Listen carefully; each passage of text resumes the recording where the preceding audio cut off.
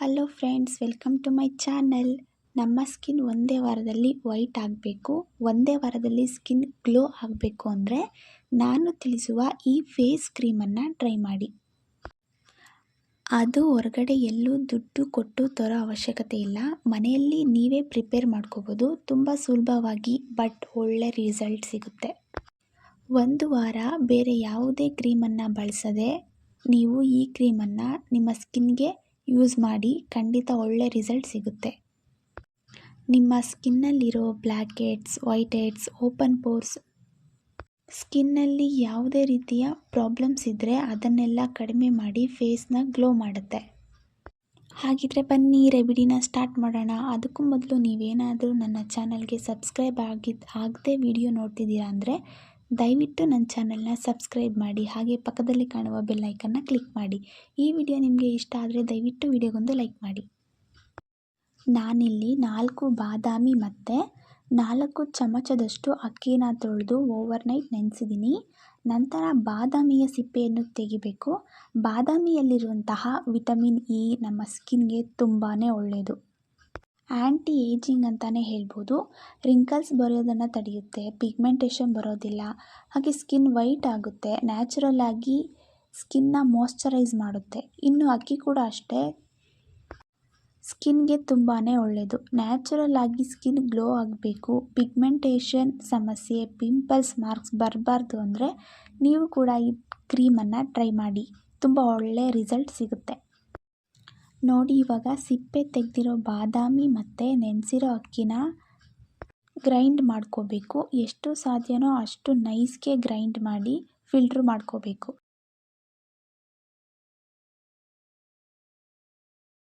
ಈಗ ನೋಡಿ, ಫಿಲ್ಟರ್ ಮಾಡಿದ್ದಾಯಿತು. ಇನ್ನು ಉಳಿದಿರೋದನ್ನ ನಾನು ಸ್ಕ್ರಬ್ ಥರ ಯೂಸ್ ಮಾಡ್ಕೋತೀನಿ. ಇದು ಎಲ್ಲ ಸ್ಕಿನ್ ಟೈಪ್ ಇರೋರು ಯೂಸ್ ಮಾಡ್ಬೋದು. ಡ್ರೈ ಸ್ಕಿನ್ ಇರೋರಿಗೆ ಡ್ರೈನೆಸ್ ತೆಗೆದು ನಿಮ್ಮ ಸ್ಕಿನ್ಗೆ ಒಳ್ಳೆ ಮಾಯ್ಶ್ಚರೈಸ್ ಆಗಿ ವರ್ಕ್ ಮಾಡುತ್ತೆ. ಈ ರೆಮಿಡಿನ ಎಲ್ಲ ಏಜ್ ಇರೋರು ಯೂಸ್ ಮಾಡ್ಬೋದು. ಇದು ಹೋಮ್ ರೆಮಿಡಿ ಆಗಿರೋದ್ರಿಂದ ಯಾವುದೇ ರೀತಿಯ ಸೈಡ್ ಎಫೆಕ್ಟ್ಸ್ ಆಗೋದಿಲ್ಲ. ನೋಡಿ, ಈಗ ನಾನು ಫಿಲ್ಟ್ರ್ ಮಾಡ್ಕೊಂಡಿದ್ದಾಯಿತು. ನಂತರ ಏನು ಎಕ್ಸ್ಟ್ರಾ ಫಿಲ್ಟ್ರ್ ಮಾಡಿದ್ದು ಉಳಿದಿದೆ ಅದನ್ನು ತಗೊಂಡು ಸ್ಕ್ರಬ್ ಮಾಡಿ ಫೇಸ್ಗೆ ಚೆನ್ನಾಗಿ ಮಸಾಜ್ ಮಾಡಿ, ಇದರಿಂದ white heads, black heads, dead skins ಎಲ್ಲ ರಿಮೂವ್ ಮಾಡುತ್ತೆ. ಹಾಗೆ ಮಸಾಜ್ ಮಾಡೋದ್ರಿಂದ ಬ್ಲಡ್ ಸರ್ಕ್ಯುಲೇಷನ್ ಕೂಡ ಚೆನ್ನಾಗಿ ಆಗುತ್ತೆ. ಫೇಸ್ನ ಮಸಾಜ್ ಮಾಡೋದ್ರಿಂದ ಹಾಗೆ ಫೇಸ್ ಗ್ಲೋ ಕೂಡ ಬರುತ್ತೆ. ಈ ಲಿಕ್ವಿಡ್ನ ಫುಲ್ ತೊಗೊಂಡಿಲ್ಲ, ಎಷ್ಟು ಬೇಕೋ ಅಷ್ಟು ತೊಗೊಂಡಿದ್ದೀನಿ, ಮಿಕ್ಕಿದ ಫ್ರಿಜ್ನಲ್ಲಿ ಸ್ಟೋರ್ ಮಾಡಿದ್ದೀನಿ.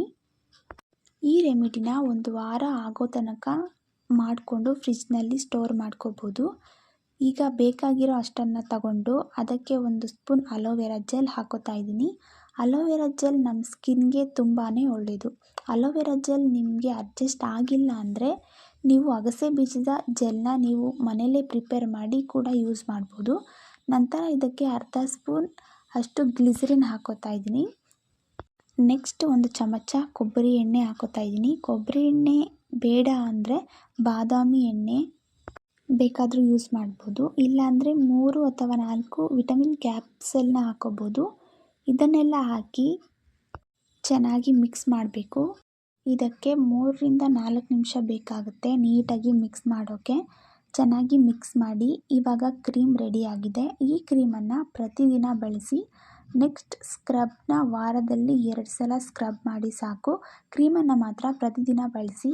ಇವಾಗ ಈ ಹೋಮ್ ರೆಮಿಡಿನ ಅಪ್ಲೈ ಮಾಡೋಣ. ಅದಕ್ಕೂ ಮೊದಲು ಫೇಸ್ ನೀಟಾಗಿ ವಾಶ್ ಮಾಡಿರಬೇಕು. ಯಾವುದೇ ರೀತಿಯ ಕ್ರೀಮನ್ನು ಅಪ್ಲೈ ಮಾಡಿರಬಾರ್ದು.